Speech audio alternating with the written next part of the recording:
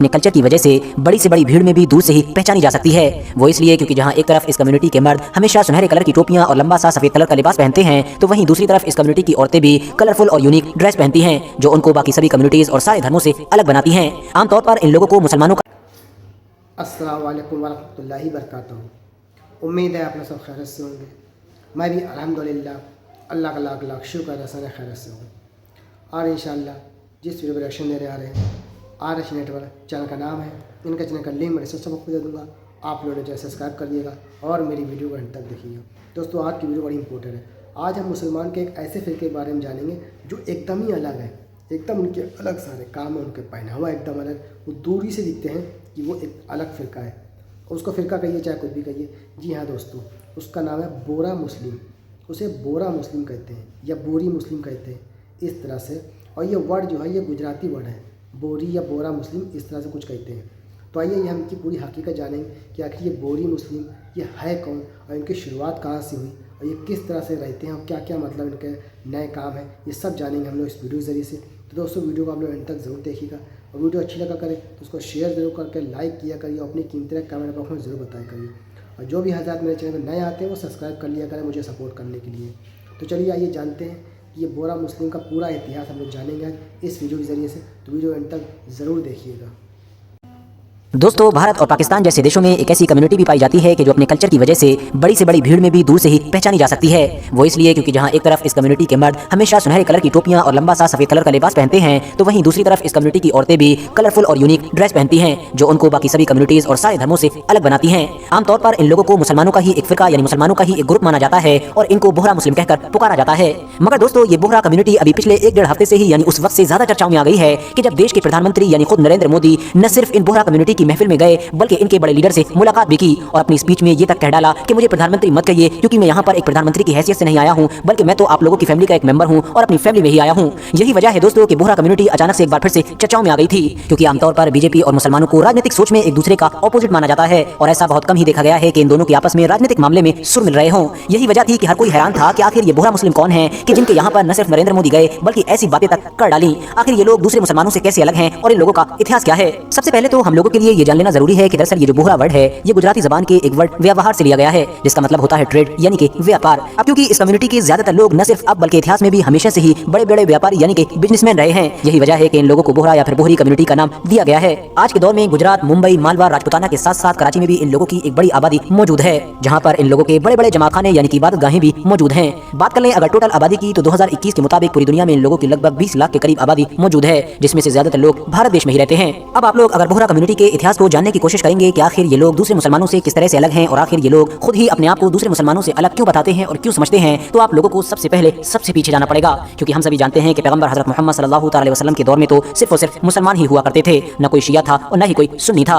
मगर वक्त गुजरा और उसके बाद सबसे पहले मुस्लिम कम्युनिटी 2 ग्रुप में डिवाइड हुई। एक को सुन्नी कहा जाता था जबकि दूसरे को शिया कहा जाता था। धीरे धीरे वक्त गुजरता गया और अब हालात पहले से भी ज्यादा कॉम्प्लिकेटेड होने लगे। वो इसलिए क्योंकि शिया ग्रुप के जो खिलाफत की बजाय इमामत के सिस्टम पर यकीन रखा करता था, जब उसके छठे इमाम यानी कि हजरत इमाम जाफर सादिक की वफात हुई तो उनके बाद इस कम्युनिटी में यानी शिया लोगों में इस बात को लेकर झगड़ा हुआ कि आखिर अगला इमाम किसको बनाया जाए। जहां एक तरफ ज्यादातर लोगों ने यानी एक बड़े ग्रुप ने हजरत इमाम जाफर सादिक के बेटे मूसा अल काजिम को अपना इमाम माना, तो वहीं दूसरी तरफ कुछ लोगों ने उनके बड़े बेटे हजरत इस्माइल को अपना इमाम माना। जिन्होंने मूसा अल काजिम को अपना इमाम माना था वो लोग असना अशरी कहलाए। वही असना अशरी के जो आज के दौर में शिया ग्रुप का सबसे बड़ा फिरका है और जो आमतौर पर आज के दौर में भारत, ईरान और इन जैसे देशों में पाए जाते हैं। वहीं दूसरी तरफ जिन लोगों ने हजरत इस्माइल यानी बड़े बेटे को अपना इमाम माना था वो दरअसल इस्माइलिया कहलाए और इस तरह से अब ये शिया फिरका भी खुद 2 फिरकों में बढ़ चुका था। शिया ग्रुप का जो दूसरा और छोटा फिरका था यानी कि इस्माइलिया, उसने आगे चलकर खूब तरक्की की। इवन 10वीं सदी के बिल्कुल शुरू में इन लोगों ने अपनी एक ताकतवर सल्तनत की बुनियाद भी रखी, एक ऐसी सल्तनत के जो न सिर्फ मुस्लिम दुनिया के एक बड़े इलाके पर कायम थी बल्कि इसकी गिनती इतिहास की ताकतवर सल्तनतों में भी की जाती है और हम लोग इसको आज के दौर में फातमी सल्तनत के नाम से याद करते हैं। मगर दोस्तों, परेशानी उस वक्त हुई कि जब इस सल्तनत के भी 8वें खलीफा यानी 8वें हुक्मरान के जिसका नाम अल मुंतसिर बिल्ला था उनकी वफात हुई।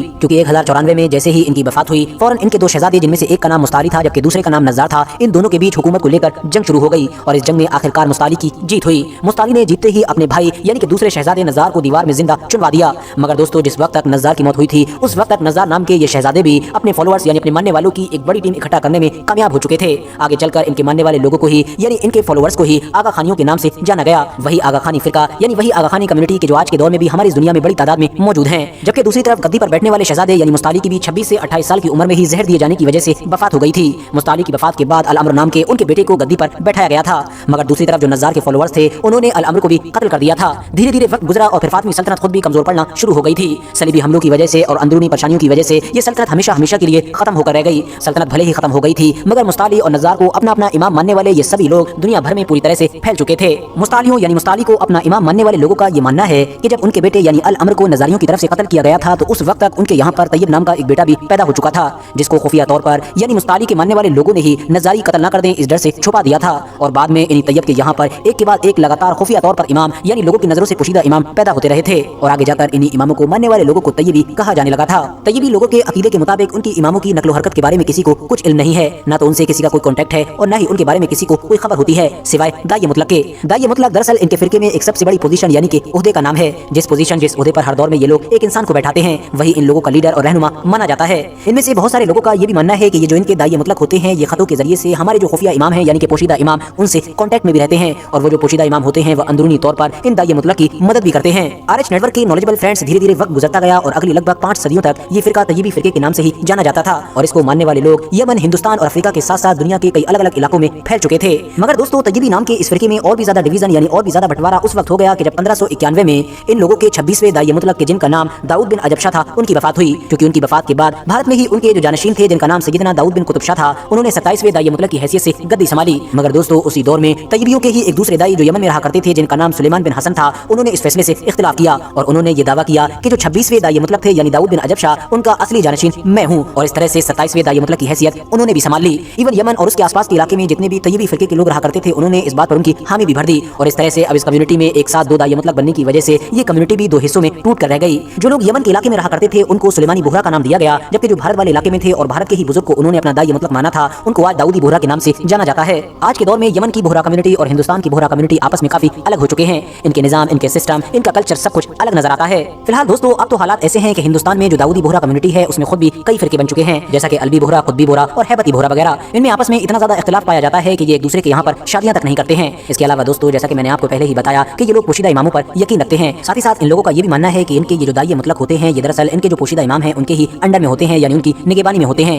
ये लोग अपनी जो मजहबी किताबें होती हैं वो गैर तैयबी को नहीं दिखाते हैं। इसके अलावा ये लोग दूसरे मजहब या फिर दूसरे लोगों के सामने अपने मजहब की बातें भी नहीं करते हैं। यानी इस तरह से ये लोग डिबेट या फिर बहस मुबाहिसा जैसी चीजों से भी दूर रहते हैं। इन लोगों के मुताबिक जो कोई भी इसके खिलाफ काम करेगा वो दरअसल इमाम ज़मा की ज़ियारत से महरूम रहेगा। इन्हें अपनी मजहबी बातें छुपाने और दूसरों से मजहबी ताल्लुकात न रखने का सख्त हुक्म दिया गया है। दुनिया के कुछ फिरकों की तरह बोहरा कम्युनिटी के भी ज्यादातर लोगों का यही मानना है कि कुरान में बदलाव हुआ है। यानी उनके मुताबिक कुरान के 10 पारे गायब हैं, वही 10 पारे जिसमें अहले बैत की फजीलत और उनके बारे में ही लिखा हुआ था। लेकिन हाँ वो लोग ये भी मानते हैं कि हमारी दुनिया के कुछ खास लोगों के पास वो 10 पारे भी मौजूद हैं। बोहरा कम्युनिटी अक्सर औरतों की खतना को लेकर भी चर्चाओं में आती रहती है। आज के दौर में जहाँ एक तरफ बोहरा कम्युनिटी के कुछ लोग इस चीज के पूरी तरह से खिलाफ हैं तो वहीं कुछ लोग आज भी इसको ट्रेडिशनली सपोर्ट करते हैं। हिस्टोरिकली और ट्रेडिशनली अगर देखा जाए तो बोहरा कम्युनिटी में 5 से 9 साल की बच्चियों का खतना किया जाता था या फिर हो सकता है अभी भी कुछ इलाकों में खतना किया जाता हो। ये काम एक ऐसी बूढ़ी औरत के जिम्मे होता है कि जो बूढ़ी औरत मक्का मदीना के साथ साथ करबला की भी ज़ियारत करके आई हो और खासतौर से हुजूर सल्लल्लाहु अलैहि वसल्लम की शहजादी यानी हजरत बीबी फातिमा रज़ियल्लाहु तआला अन्हा की कब्र को बोसा देकर आई हो। हालांकि दोस्तों ये भी गौर करने वाली बात है कि बोहरा कम्युनिटी के ज्यादातर लोग न सिर्फ इतिहास में ही बल्कि आज भी सक्सेसफुल बिजनेसमैन होते हैं। इन लोगों के अंदर व्यापार यानी बिजनेस से रिलेटेड जो गट्स जो खूबियां पाई जाती हैं वो भारत की दूसरी कम्युनिटीज में शायद ही नजर आती हैं। यही वजह है कि इनका नाम व्यापार के मामले में भारत की टॉप कम्युनिटीज के साथ लिया जाता है। ये लोग बिजनेस के साथ साथ पढ़ाई लिखाई में भी काफी आगे हैं। खासतौर से हिंदुस्तान में मुसलमानों के जितने अलग अलग ग्रुप पाए जाते हैं उनमें तो इन लोगों का नाम टॉप पर ही आता है।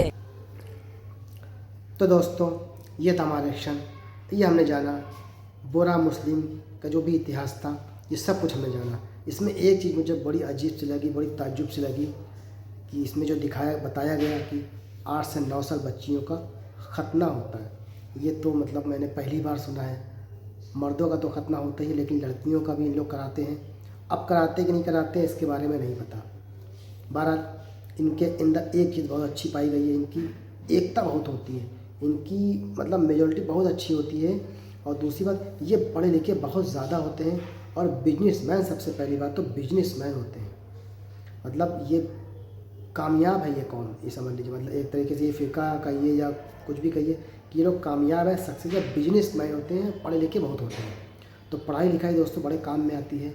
इसलिए हर इंसान को कोशिश करना चाहिए कि जो अगर वो नहीं पढ़ा लिखा है तो कोई बात नहीं, बहरहाल जो भी था, लेकिन अपने बच्चों को कम से कम तालीम ज़रूर दे, अच्छी से अच्छी तालीम दे, दुनिया की भी और दीन की सबसे पहले तालीम दे, क्योंकि दुनिया की तालीम सिर्फ दुनिया में काम आएगी, दीन की तालीम दोनों जहां में कामयाब आएगी। तो कोशिश करें दोनों तालीम देने की, ताकि कामयाबी मिले दोनों जहां में भी। तो उम्मीद है आपको वीडियो अच्छी लगी होगी दोस्तों। वीडियो अच्छी लगी तो उसको शेयर करिएगा। हम आपसे मिलेंगे नेक्स्ट वीडियो में, तब तक के लिए अस्सलाम वालेकुम वरहमतुल्लाहि वबरकातुहू।